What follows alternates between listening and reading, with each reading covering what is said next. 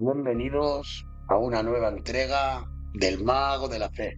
Hoy vamos a hablar de un santo muy peculiar y no muy conocido, San Agustín de Hipona, o simplemente San Agustín, y falleció el día 28 de agosto de 430 después de Cristo, en Hipona, Gratius, Nava, Argelia. Este gran santo fue influenciado por grandes pensadores ancestrales como Aristóteles, Platón, Pablo de Tarso, Ambrosio de Milán, Plómino, Cipriano de Cartago. Fue un santo muy sabio y muy peculiar. Sus padres se llamaban, su padre Gricius Aurelius y su madre Mónica de Hipona. Ahora voy a decir quién fue este santo y qué hizo. Fue el primer esfuerzo importante de fusionar la razón y fe, filosofía y religión en torno a su figura. Se formó la orden religiosa de los agustinos, que influyó decisivamente en los teólogos y filósofos medievales, lo cual llamaron el agustinismo, en noviembre de 354 después de Cristo. Este señor decía una frase muy peculiar, que es una frase que se le atribuye a dicho santo: no quieras derramarte fuera, entra dentro de ti mismo, porque el hombre interior habita la verdad, y si hallares que tu naturaleza es mutable, trasciende a ti mismo. La verdadera religión nos hiciste, Señor, para ti, y nuestro corazón está inquieto hasta que descanse en ti. Esta es la frase típica y honorífica a la que se le atribuye a dicho santo. La principal filosofía moral de San Agustín fue, la cual se le llama la moral agustiniana, es una moral de libertad y de la persona. El hombre es una naturaleza que debe realizarse por la libertad, una naturaleza que debe llegar a ser persona. El hombre debe amar personal y libremente el bien supremo que ya ama natural y necesariamente. Hay una famosa historia de San Agustín, que quizás sea su obra filosófica más conocida, el cual se llama La ciudad de Dios. Tras la caída de Roma en el año 410, los paganos alegaron que el acontecimiento se debió a la creciente influencia del cristianismo. Agustín compuso La ciudad de Dios como respuesta, refutando esta postura y ofreciendo una visión cristiana de dicha historia. Lo más importante que hizo este santo, o una de las cosas que se le considera más importante, es que fue considerado el doctor de la gracia, además de ser el máximo pensador del cristianismo en el primer milenio. Y según Antonio Livi, uno de los más grandes genios de la humanidad, autor prolífico, dedicó gran parte de su vida a escribir sobre filosofía y teología, siendo Confesiones y La ciudad de Dios sus obras más destacadas. La frase más famosa de las Confesiones fue esta: nos hiciste para ti, oh Señor, y nuestro corazón está inquieto hasta que encuentre descanso en ti. Pues se dice que quien canta reza 2 veces, decía San Agustín, cual se le atribuye dicha frase. En todo caso, en el noviciado hacemos las 2 cosas. Rezamos mucho, pero también cantamos mucho. Y es que la música tiene un papel importante en nuestro día a día. Eso decía dicho santo. La felicidad para este santo, según la famosa definición que llegó de él a nuestros días, no es otra cosa el gozo de la verdad, donde la verdad, en armonía con lo que hemos venido ilustrando, no significa algo abstracto, sino el ser mismo, que es origen y fuente de todo ser. Como podéis ver, magos y magas, era y fue un santo muy culto y muy especial. Más representativo de dicho santo, el cual fue muy famoso, fue por las esculturas de piedra místicas en tiempos precolombinos, que se pueden ver en su parque arqueológico y en otros yacimientos de la zona. Agustín también llevó una vida inmoral, chicos y chicas, sorprendente, y tuvo un hijo fuera del matrimonio y abrazó enseñanzas heréticas e incluso de ladrón. De hecho, él fue criado en la fe católica, pero no fue nunca bautizado hasta una edad ya avanzada, una práctica que en el siglo IV era muy común, de bautizar a la gente cuando ya era de avanzada edad o muy mayor. Lo más importante que hizo dicho santo es que defendió la libertad contra los maniqueos y la existencia de una sola alma y una sola voluntad. Él decía, era yo mismo quien quería, yo quien no quería, era yo. Por último también exploró el tema de las pasiones, deduciéndolas a la raíz común del amor. Una de las frases más famosas de dicho santo fue, la fe es creer lo que todavía no ves, y la recompensa de estar en la fe es ver lo que crees. Chicos y chicas, este santo era un santo muy filosófico. Su teoría principal fue que él solía argumentar que el mal podía provenir de los humanos, porque si bien estos no contenían maldad, tampoco eran perfectamente buenos y por lo tanto podían corromperse. Este santo creía que existía un infierno físico, pero que el castigo físico era secundario al castigo de estar separado de Dios. Hay 5 citas conmovedoras de las confesiones de San Agustín. Nos hiciste para ti, Señor, y nuestro corazón está inquieto hasta que descanse en ti. San Agustín nos decía que al ser feliz, el amor de Dios es todo lo que necesitamos. Esta es la espiritualidad de San Agustín. Es Dios, por lo tanto, siguiendo a quien vivimos bien, alzándolo, vivimos bien y felices.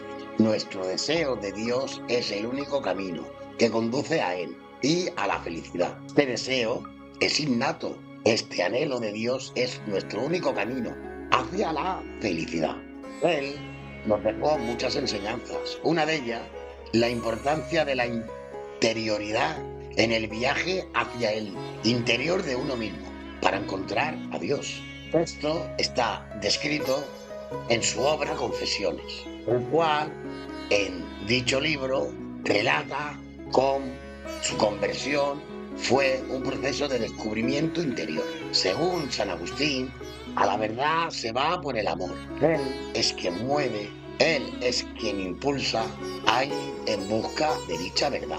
El cual decía, en el camino se encuentran con diferentes compañeros, pero si estamos enamorados de la verdad, nunca estaremos solos. Fue un hombre con muchas virtudes. Las más destacadas fue su gran fe, su gran esperanza y su gran caridad. Estas virtudes morales las tomó de Platón, el cual tenía fortaleza, justicia, prudencia y templanza. San Agustín también era portador de un águila, la cual se dirigía a ella como la fuente de poder, renacimiento y visión. Él fue un gran estudioso de Platón y desarrolló la idea platónica del alma racional en una visión cristiana, según la cual los seres humanos son esencialmente almas que utilizan su cuerpo como medio para alcanzar sus fines espirituales. San Agustín argumentaba sobre la vida. Dicho argumento decía que cuando se siente que no hay sentido en la vida, hay un vacío y que el mal se da por las decisiones propias. La única forma de alejarse del mal es llenándose de plenitud. También, dicho santo dijo una frase muy célebre, que decía, la medida del amor es amar sin medida, la cual se le atribuía, como os he dicho, a él, pero originalmente él la escuchó de Bernardo de Claraval, Tiene muchas frases conocidas, magos y magas. Una de ellas es: el que te creó a ti, sin ti, no te salvará de ti, sin ti. Dicha frase invita a da la gracia y espera la respuesta hasta el último momento. La vida del cristiano es de echar siempre fuera el egoísmo. Eso es negarse a sí mismo y ese vacío llenarlo del amor a Dios y al prójimo. Él solía decir: Cristo nos llamó a amar, aún más cuando dijo: nadie tiene mayor amor que este, que uno ponga su vida por sus amigos. Ahora os voy a relatar así un poquito por encima, un poquito la historia de dicho santo. Él fue un obispo de Hipona, en el norte de África, desde donde dirigió una serie de luchas contra las herejías de los maniqueos, los donatitas y el pelagianismo. Es considerado el doctor de la gracia, además de ser el máximo pensador del cristianismo en el primer milenio. Él se dedicó grande parte de su vida a escribir sobre filosofía, teología y siendo Confesiones y la ciudad de Dios sus obras más destacadas, como ya os he dicho antes. Él y su familia estaban fuertemente romanizados y hablaban solo latín en casa, como cuestión de orgullo y dignidad. Sin embargo, Agustín deja alguna información sobre la conciencia de su herencia africana. Por ejemplo, se refiere a Apuleyo como el más notorio de nosotros los africanos. Su padre, llamado Patricio, era un pequeño propietario pagano y su madre, la futura Santa Mónica, expuesta por la Iglesia como ejemplo de la mujer cristiana, de piedad y de bondad. La madre, anhelada y preocupada siempre por el bienestar de su familia, y aún bajo las circunstancias más adversas. Mónica enseñó a su hijo los principios básicos de la religión cristiana, y al ver cómo el joven Agustín se separaba del camino del cristianismo, se entregó a la oración constante en medio de un gran sufrimiento. Años más tarde, Agustín se llamaría a sí mismo el hijo de las lágrimas de su madre. En Tagaste, Agustín empezó sus estudios básicos y posteriormente su padre lo envió a Madaura a realizar estudios de gramática. Agustín destacó el estudio de las letras, sin embargo, él mismo reconoce las confesiones que no era un buen estudiante y que debió ser obligado a estudiar para aprender.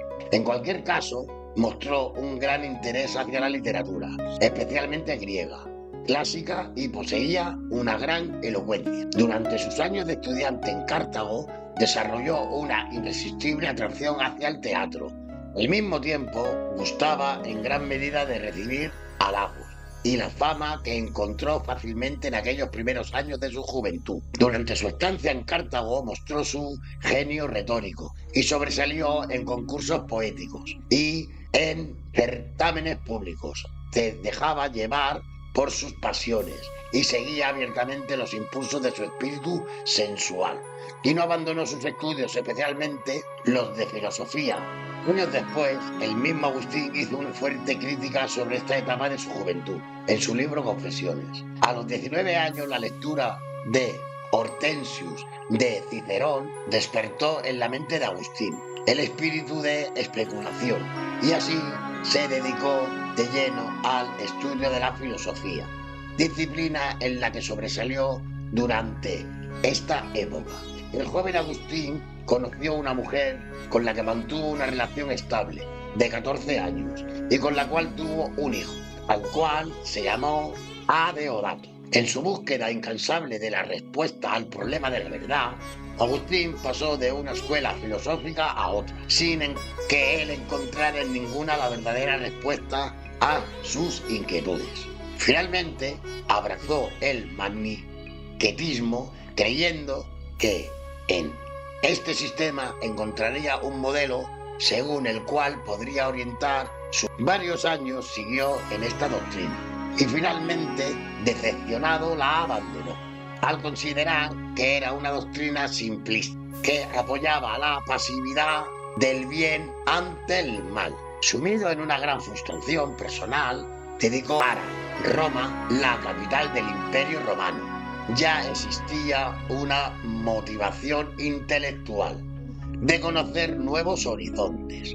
Pero mayoritariamente lo que le empujaba a viajar de esta manera definitiva es el hecho de que se enteró que los estudiantes en Roma eran mucho más educados y respetuosos con los docentes que aquellos a los que daban clase en Cartago. Eso lo dice en sus libros Confesiones. Su madre quiso acompañarle, pero Agustín la engañó y la dejó en tierra. En Roma enfermó de gravedad. Tras restablecerse y gracias a su amigo y protector Simaco, prefecto de Roma, fue nombrado Magister Rhetoricae en Mediolaum, la cual es la actual Milán.